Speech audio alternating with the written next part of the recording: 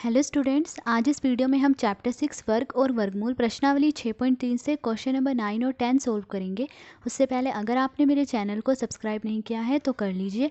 अब question number 9 देखिए, लिखा है वह सबसे छोटी वर्ग संख्या ज्ञात कीजिए जो 4, 9 और 10 प्रत्येक से विभाजित हो जाए। तो इस क्वेश्चन में हमें वो सबसे छोटी वर्ग संख्या बतानी है जो कि 4, 9 और 10 इन तीनों से ही विभाजित हो जाए, मतलब भाग हो जाए। तो इसके लिए सबसे पहले हम क्या करेंगे, 4, 9 और 10 का लघुत्तम समापवर्त्य मतलब एलसीएम निकालेंगे।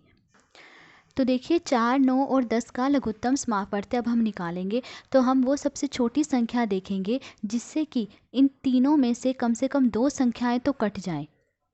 दो से ज़्यादा भी कट सकती हैं पर दो तो कटनी ही चाहिए। अब देखिए, अगर हम 2 से काटें तो 2 से 4 भी कट जाएगा और 10 भी कट जाएगा। तो 2 से काटेंगे, 2 दूनी 4, 2 पंजे 10।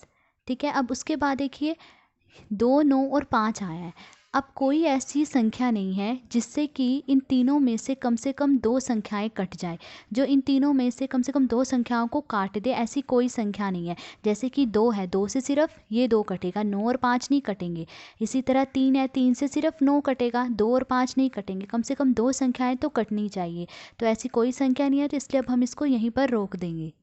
तब देखिए लघुत्तम समापवर्त्य क्या आया, 2 गुणा 2 गुणा 9 गुणा 5। अब इन्हें गुणा करेंगे, 2 दूनी 4, 4 नी में 36, 36 को 5 से गुणा करेंगे, क्या आएगा, 180 आएगा। तो लघुत्तम समापवर्त्य क्या आया, 180 आया है। अब हम 180 के अभाज्य गुणनखंड निकालेंगे।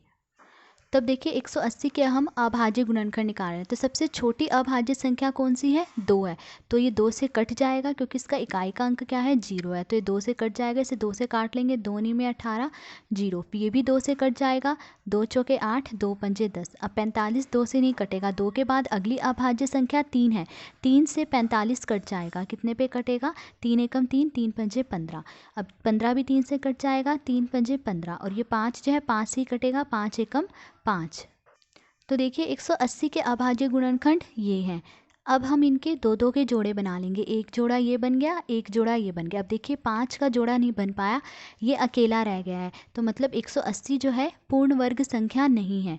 तो अब इसको एक पूर्ण वर्ग संख्या बनाने के लिए हम क्या करेंगे, 180 को 5 से गुणा कर देंगे। देखिए 5 अकेला रह गया था, एक और 5 चाहिए था, तब ये जोड़ा पूरा बन जाता।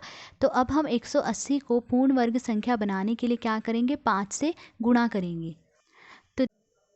तो देखिए यदि 180 को 5 से गुणा किया जाए तो पूर्ण वर्ग संख्या प्राप्त होगी। तो इसीलिए वांछित संख्या मतलब जो संख्या हमें चाहिए, 180 को हमने 5 से गुणा करा तो क्या आया, 900। तो 900 क्या है, एक पूर्ण वर्ग संख्या है।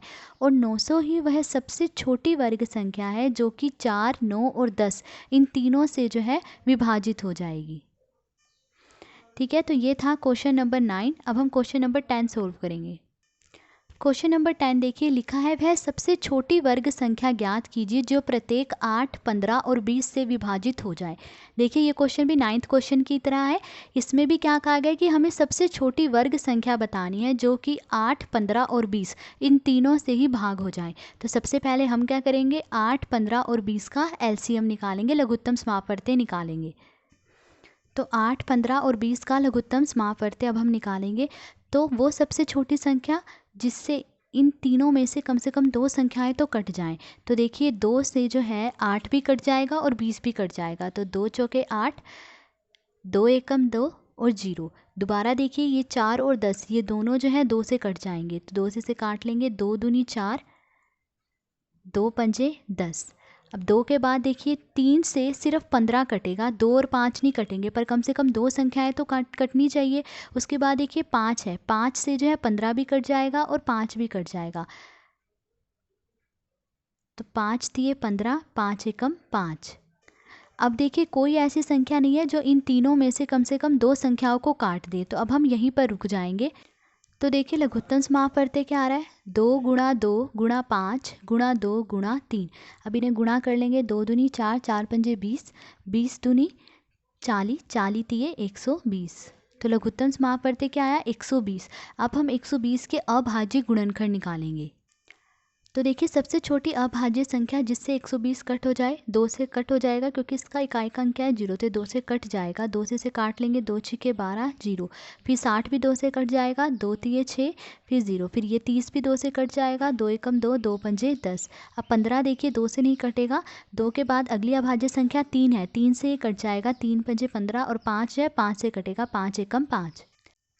तो देखिए 120 के अभाज्य गुणनखंड हमने यहाँ पर लिख लिए हैं और अब इनके हमने जोड़े भी बना लिए हैं। देखिए इसका सिर्फ एक ही जोड़ा बन रहा है, 2-2 के हमने जोड़े बनाए, सिर्फ एक ही जोड़ा बन रहा है, बाकी 2, 3 और 5 इनके जोड़े नहीं बन रहे हैं। तो 120 जो है एक पूर्ण वर्ग संख्या नहीं है क्योंकि 2, 3 और 5 इनका जोड़ा नहीं बन पाया है।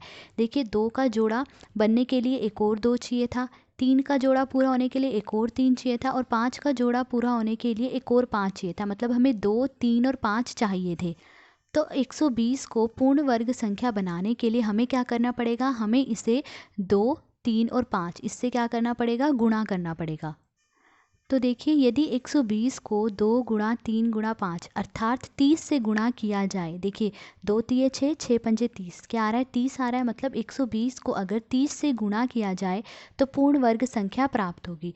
तो इसीलिए वांछित संख्या मतलब जो संख्या हमें चाहिए, तो 120 को हम 30 से गुणा करेंगे। तो देखिए 0 को भूल जाइए, पहले 12 को 3 से गुणा कर दीजिए, 12 को 3 से गुणा करेंगे, 12 तिये 36, अब ये कितनी जीरो है 2 जीरो, तो ये 2 जीरो हमने यहाँ पे लिख ली। तो वांछित संख्या क्या है 3600। तो 3600 जो है पूर्ण वर्ग संख्या है और यही वो संख्या है 3600 जो कि 8, 15 और 20 इन तीनों से विभाजित हो जाएगी। तो आज इस वीडियो में हमने क्वेश्चन नंबर 9 और 10 सॉल्व करा। अगर आपको वीडियो अच्छी लगी हो तो please like, share and subscribe. Thank you.